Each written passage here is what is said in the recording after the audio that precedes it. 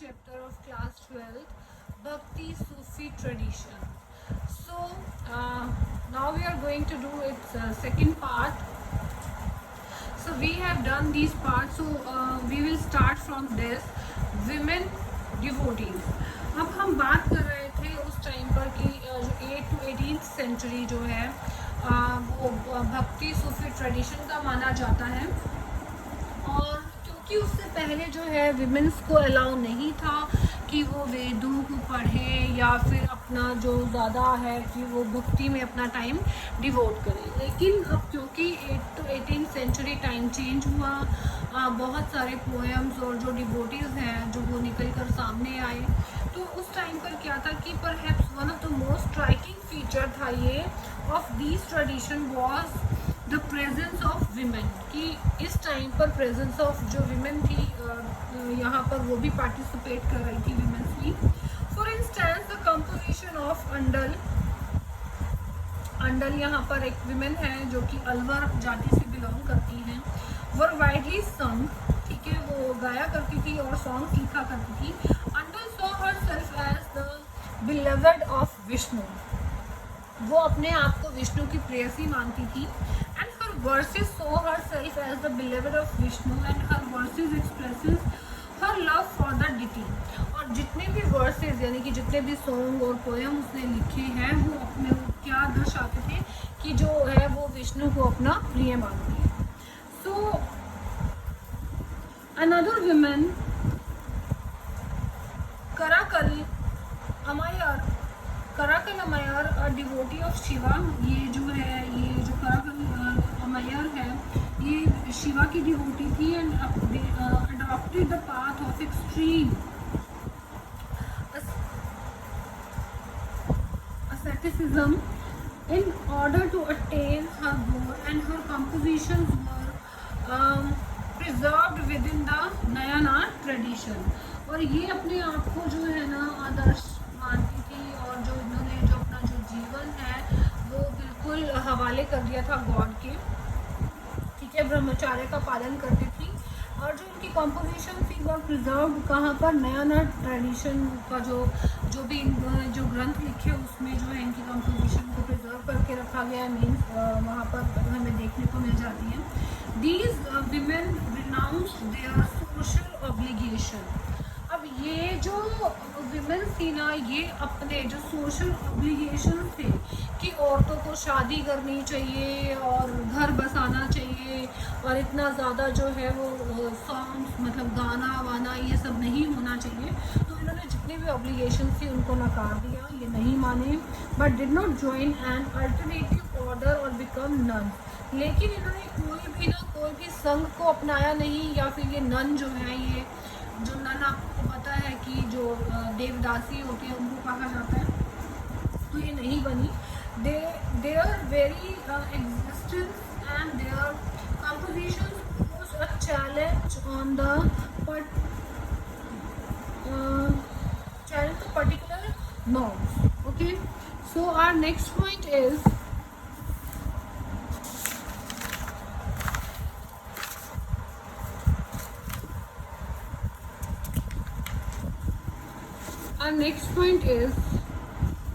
I forgot to write this, the relation with the state. It's a 2.4 relation with the state. Relation with the state. We saw in chapter 2 that there were several important chiefdoms in Tamil region in the early first millennium. From the second half of the first millennium there is evidence for state कि बहुत सारे जो है ना important जो है यहाँ पर chiefdoms थे, ठीक है, and including those of the Pallavas and the Pandyas, while Buddhism and Jainism had been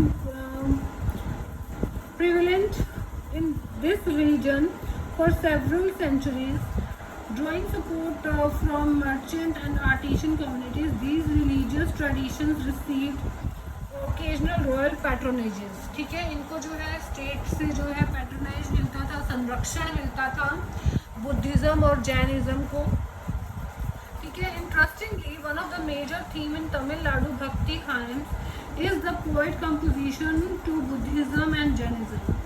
This is particularly marked in the composition of the Narayanas. Historians have attempted to explain this hostility by the suggesting that it was due to competition between the members of other religious tradition for royal patronage. What is evident is that the powerful Chola rulers supported Brahmanical and the Bhakti tradition, making a land grant and the constructing temples of Vishnu and Shiva. इस time पर ना राज्य से संरक्षण के लिए, संरक्षण क्यों मांगते थे ये धर्म, क्योंकि जब इनको मंदिर बनाना होता था तब ये जो है इनको उसके लिए पैसे की ज़रूरत पड़ती थी, तो जो है राज्य इनको हेल्प करता था और वहाँ के राजा इनको हेल्प करते थे। अपने अपने धर्म प्रचार के लिए इनको बहुत सारे अनुष्ठान कराने होते थे, तो उसमें भी राज्य इनकी हेल्प करता था। अब यहाँ क्या था ना, बहुत सारे धर्म में ना क्या हो गया था कि कंपटीशन आ गया था। अब जो चोला जो राजा हैं जो कि 9 to 13 सेंचुरी तक रहे, उन्होंने किसको सपोर्ट किया, ब्राह्मणिकल जो टेक्स्ट है उनको, ब्राह्मणिकल भक्ति ट्रेडिशन को उन्होंने सपोर्ट किया। उन्होंने बहुत सारे जो विष्णु और शिवा के मंदिर भी बनवाए। In fact some of the most magnificent Shiva temple including those at the Chidambaram Thanjavur में है ये, ठीक है। ये मंदिर जो है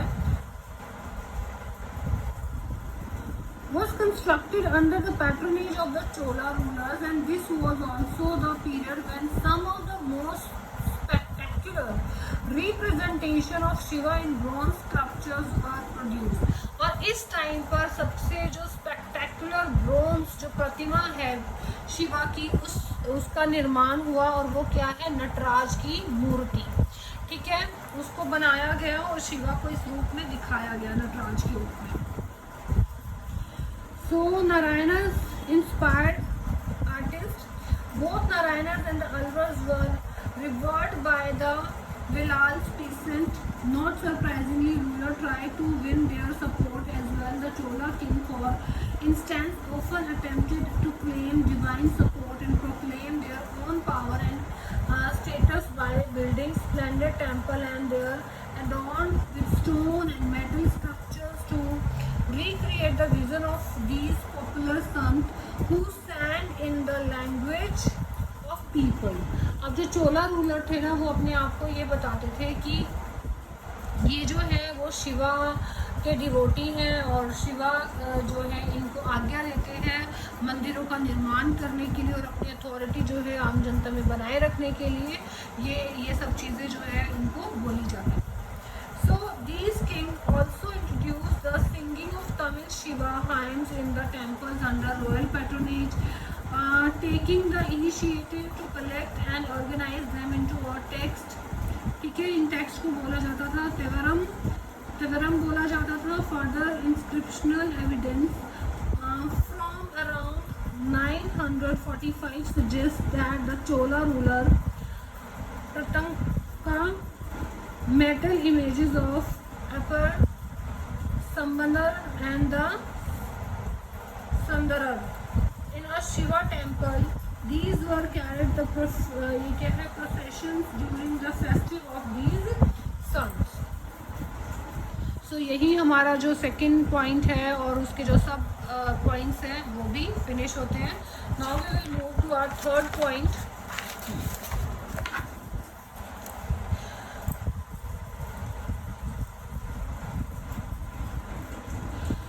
the Virashaiva tradition in Karnataka. अब यहाँ पर हम कर्नाटका के वर्शिवा ट्रेडिशन के बारे में पढ़ेंगे। So let's start.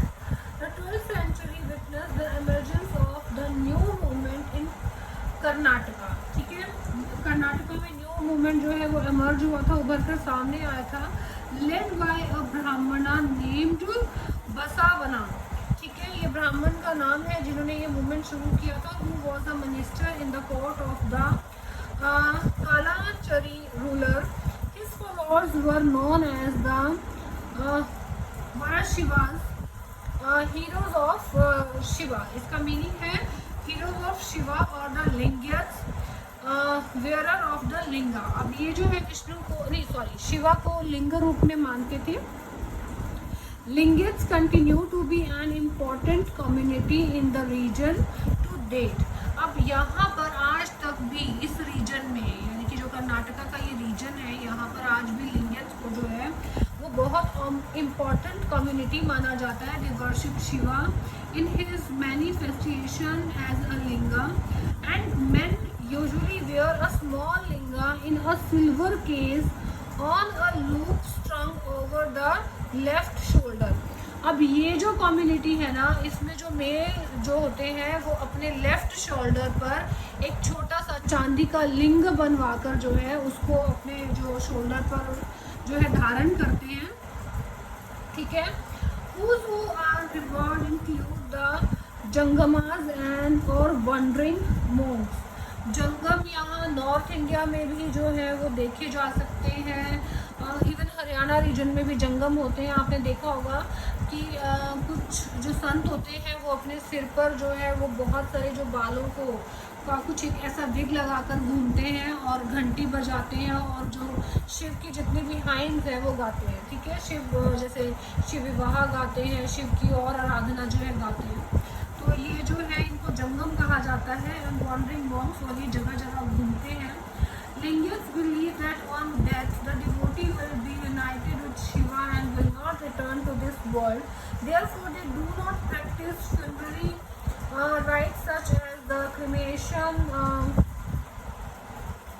prescribed in the Dharam Shastra. Instead, they are ceremonially bury their dead. अब ये जो जंगम है ना और जो ये लिंगेट्स हैं ये यही मानते हैं कि अगर ये जो है ये भगवान की भक्ति कर रहे हैं और मरने के बाद जो है ये शिव में ही समा जाएंगे. मीन्स इनका दोबारा से ये रीबर्थ नहीं होगा इनका.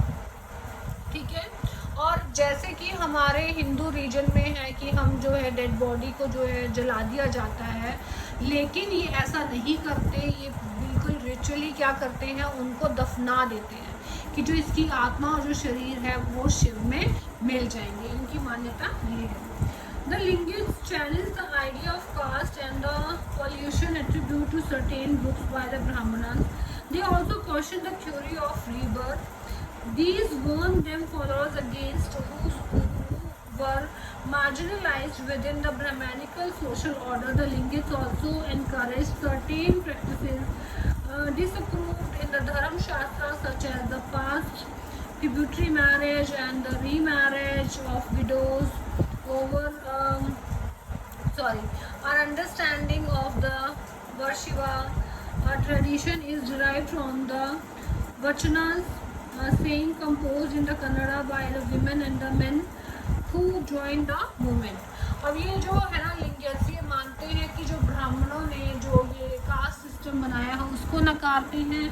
दूसरा ये क्या है इनको ये जो री मैरिज है और विडो मैरिज है उसको भी जो है ये डिसअप्रूव करते हैं. ठीक है. दूसरा क्या है कि जो इनके बारे में जितनी भी जो भी इन्होंने कंपोजिशन लिखी हैं वो वचना जो एक कन्नड़ा जो शास्त्र है उसमें आपको मिल जाएगा. And by the man and the women who join the movement. और इसमें जो उनकी जो जितनी भी रचनाएं हैं मैन और वुमेन की जो भी इसको मानते हैं लिंगेट्स को उनके द्वारा. So our next point is religious ferment in the North India.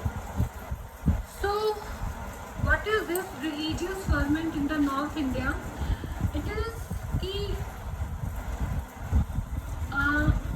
उत्तर भारत में जो हमारा जो नॉर्दर्न इंडिया है उसमें कैसे जो है रिलीजन की बाढ़ आई. ठीक है. उफान आया. During the same period in North India, deities such as Vishnu and Shiva were worshipped in temples, often built with the support of rulers. However, historians have not found evidence of anything resembling the compositions of the Alwar and the Nayanars till the 14th century. How do we account for the differences? Some historians point out that in North India this was the period when several Rajput states emerged. In most of these states, Brahmanas occupied position of importance, performing a range of secular and ritual functions. There seems to have been little or no attempt of challenge their position directly. अब वो कहते हैं कि अगर हम उत्तर भारत में जैसे कि विष्णु और शिव हैं, ठीक है, देव, इनकी जो है उपासना की जाती थी, और जो यहाँ के जो रूलर्स हैं, ठीक है, वो भी मंदिरों को बनवाते थे। और जितने भी हमारे इतिहासकार हैं, हाँ, जैसे कि अलवर और नयनार जो संत हुए, इनकी जो रचनाएं हैं वो 14th सेंचुरी तक जो है हमें भारत के जो उत्तरी भारत है उसमें देखने को नहीं मिलती थी। और इसमें जो डिफरेंस है, यानी कि जो नॉर्थ इंडिया और सदर्न इंडिया, ठीक है, में जो डिफरेंस है रिचुअल्स में, इनमें इतना फ़र्क की जो वजह है वो क्या हो सकती है। सो कुछ जो हमारे हिस्टोरियंस है ना, वो बताते हैं कि उत्तर भारत में जो राजपूत जो राज्य हैं वो बहुत सारे जो है एमर्ज हुए, और इन राज्यों ने जो ब्राह्मण्स हैं उनको बहुत ही इम्पोर्टेंट प्लेस पर रखा। वो इनको हेल्प करते थे अनुष्ठानों में, ठीक है, और इनकी जो है, और इनको कोई भी चैलेंज करने वाला, यानी कि ब्राह्मणों को कोई भी चैलेंज करने वाला उस वक्त पर नहीं था। सो नेक्स्ट आते हैं, at the same time other religious leader who did the function within the orthodox Brahmanical framework were gaining ground, and these include the Nath, Yogis and Siddhas. Many of them came from the artisanal group, including the weavers, who were becoming increasingly important with the development of organized craft production. Demand for such production grew with the emergence of new urban centers and long distance trade with Central Asia and West Asia. अब ये कहते हैं कि इसी time पर ना बहुत सारे जो रिलीजियस लीडर्स हैं और भी अदर ग्रुप से सामने आए, जो कि ब्राह्मणिकल फ्रेमवर्क को क्या मानते थे, रूढ़वादी मानते थे, ठीक है, बहुत ही पुराना मानते थे और उनको मान्यता भी नहीं दी। तो इनमें ना जो इंक्लूड है वो नाथ है, जोगीज हैं और सिद्धार्थ हैं, जो कि आर्टिशन ग्रुप से बिलोंग करते थे। कौन से ग्रुप से बिलोंग करते थे? आर्टिशन ग्रुप से बिलोंग करते थे। और ये जो है ना, ये मानते थे कि डिमांड, और इन्होंने अपने जो आर्ट के प्रोडक्शन से और जो उसका ट्रेड था, यानी कि जो Asia, west Asia, central Asia में जाता था, उससे अपने जो जितने भी आइडियाज़ थे उनका प्रचार किया। And many of these new religious leaders question the authority of the Vedas. और ये बहुत सारे जो न्यू रिलीजियस लीडर्स थे, इन्होंने वेदास की अथॉरिटी को क्वेश्चन किया कि जो वेदास हैं वो सही नहीं हैं, and express themselves in languages spoken by the ordinary people which developed over countries into the ones used today. And however, in spite of their popularity, these religious leaders are not in the position to win the support of the ruling elites. अब क्योंकि ये जो है ना, इनकी इतनी ज़्यादा popularity नहीं थी, इसीलिए इन्होंने क्या किया कि ये अपने जो सपोर्ट है वो भी रूलिंग, यानी कि जो शासक थे उस टाइम पर, उनसे सपोर्ट नहीं ले पाए। A new element of this situation was the coming of the Turks, which culminated in the establishment of the Delhi Sultanate. This undermined the power of many of the Rajput state and the Brahmanas who were associated with this kingdom. This was accompanied by the marked changes in the realm of culture and religion. The coming of the Sufi was a significant part of this development. अब यहाँ पर क्या हुआ, जैसे मैंने पहले आपको बताया कि पहले ब्राह्मणिकल टेक्स्ट थे, फिर भक्ति सूफी ट्रेडिशन आया, ठीक है, नहीं, फिर भक्ति ट्रेडिशन आया, और जो है विष्णु और जो बहुत सारे जो देवी देवताएं हैं और भी एमर्ज हुए, जो है लोगों के सामने आया। उससे पहले अग्नि देवता को माना जाता था, वरुण देवता को माना जाता था, इंद्र देवता को माना जाता था। अब इन देवताओं की पॉपुलैरिटी कम हुई तो विष्णु, शिवा, लक्ष्मी, पार्वती इनको माना जाने लगा। बहुत टाइम तक ये चला। अब फिर उसके बाद जो मैंने अभी आपको बताया कि जितने भी आर्टिशियन क्लास है, जो लीडर थे, मोंक थे, और जो यू कैन से नाथ, जोगीज, ये सब सामने आए।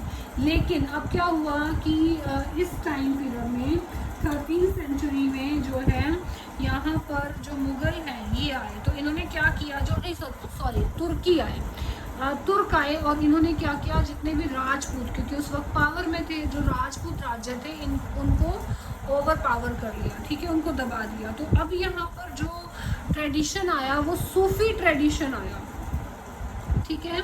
The coming of the Sufis was a significant part of these developments. Okay, तो अब ये जो सूफी ट्रेडिशन था ये आया। अब आगे जो है हम अपने 5th पॉइंट में इसके बारे में पढ़ेंगे, और ये वीडियो मैं यहीं पर ही फिनिश कर रही हूँ, और नेक्स्ट जो 5th पार्ट है हम we will do in our next video. Thank you so much.